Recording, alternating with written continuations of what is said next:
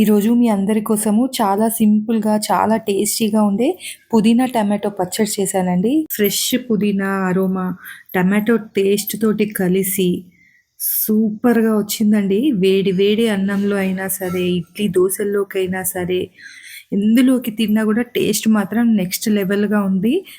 తప్పకుండా ట్రై చేయండి. ఇక్కడ నేను 2 కట్టల పుదీనాని తీసుకొని చక్కగా దాన్ని ఒలుచుకొని శుభ్రంగా కడిగేసుకొని పక్కన పెట్టుకున్నానండి. అలాగే ఒక పావు కేజీ టమాటోలను కూడా శుభ్రంగా కడిగి ముక్కలుగా కోసి పక్కన పెట్టుకున్నాను. ఇప్పుడు ఒక కడాయిలో 1 స్పూన్ ధనియాలు, 2 స్పూన్ల నువ్వులు, 1/2 స్పూన్ జీలకర్ర వేసి చక్కగా వేయించుకోవాలి. పచ్చివాసన పోయేదాకా ఎర్రగా వేయించుకొని దాన్ని తీసి చల్లారిన తర్వాత మిక్సీ జార్లో వేసుకొని ఈ విధంగా పొడిలా చేసుకొని పక్కన పెట్టుకోండి. ఇప్పుడు కడాయి స్టవ్ మీద పెట్టుకొని దాంట్లో కొద్దిగా నూనె వేసుకోండి. అందులో మీ కారానికి తగ్గని పచ్చిమిరపకాయలు వేసుకోండి. కొంచెం పచ్చడి కాబట్టి కాస్త కారం ఎక్కువగా ఉంటేనే బాగుంటుంది, అందుకని కొద్దిగా ఎక్కువే వేసాను నేను పచ్చిమిరపకాయలు. అలాగే ఇందులో మనం కడిగి పెట్టుకున్నటువంటి పుదీనాని వేసి అంతా కూడా చక్కగా ఈ విధంగా ఫ్రై చేసేసుకోండి. బాగా ఫ్రై అయిన తర్వాత దీన్ని ప్లేట్లోకి తీసేసుకొని పక్కన పెట్టేసుకోండి. ఇప్పుడు అదే కడాయిలో కొద్దిగా నూనె వేసుకోండి. అందులో మనం తరిగి పెట్టుకున్నాం కదండి ఒక పావు కేజీ టమాటాలని వీటిని వేసేసుకోండి. అందులో కొద్దిగా చింతపండు వేసుకోండి. అలాగే కొద్దిగా ఉప్పు వేసుకోండి.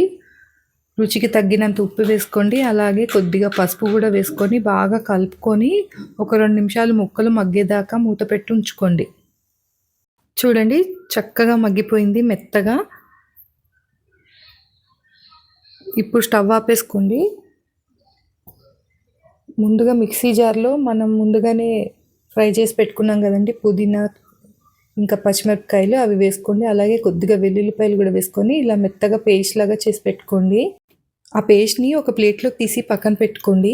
ఇప్పుడు మనం అదే మిక్సీ జార్లో ఏదైతే టమాటాలని మగ్గించి పెట్టుకున్నాం కదండి మెత్తగా, అది వేసుకొని ఒక్కసారి ఇట్లా పల్స్ ఇవ్వండి.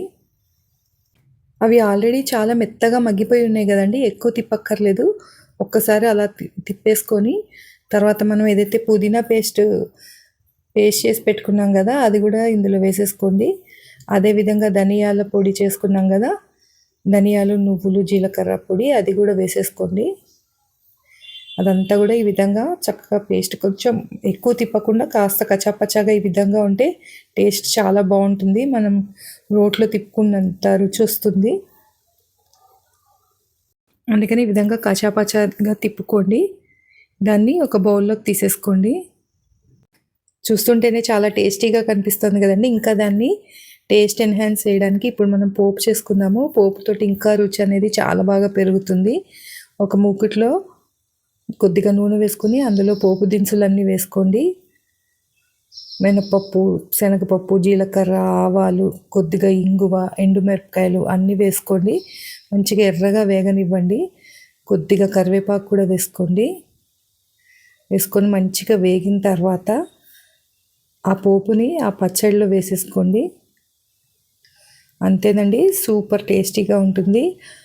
అన్నంలోకి కానీ, దోశల్లోకి కానీ, ఇడ్లీలలోకి అన్నిట్లలోకి చాలా బాగుంటుంది. తప్పకుండా ప్రయత్నించండి.